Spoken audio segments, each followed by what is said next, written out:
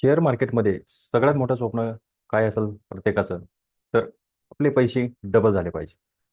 तर हे कसं ओळखता आलं पाहिजे? तर आजच्या भागामध्ये आपण शिकणार आहोत मल्टीबॅगर स्टॉक कसे शोधायचे. सर्वात पहिला सिग्नल आहे कंपनीची स्ट्रॉंग ग्रोथ. म्हणजे कशावरून ओळखायची? तर कंपनीचा जो सेल्स आहे, तो दरवर्षी वाढलेला आहे की नाही, हे आपण बघितलं पाहिजे. कंपनीचं जे अर्निंग आहे, ते दरवर्षी 15 ते 20% वाढतंय की नाही, हे आपण बघितलं पाहिजे. नंबर 2 यामध्ये कंपनीचे प्रमोटर होल्डिंग. तर कंपनीचे प्रमोटर होल्डिंग यामध्ये वाढत आहे का? हे आपण बघितलं पाहिजे. तिसरा सिग्नल काय असावा? तर कंपनीचं रायझिंग व्हॉल्यूम.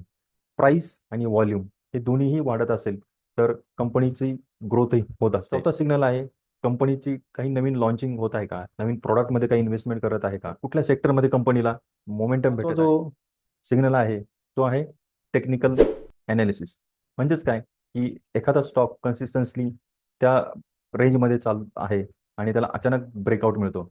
तर कॅन्डलस्टिक 200 DMA म्हणजे 200 दिवसाचा मूव्हिंग ॲव्हरेज, त्यानंतर व्हॉल्यूम सपोर्ट मुवमेंट, त्यानंतर ब्रेकआउट फ्रॉम लाँग कन्सोलिडेशन.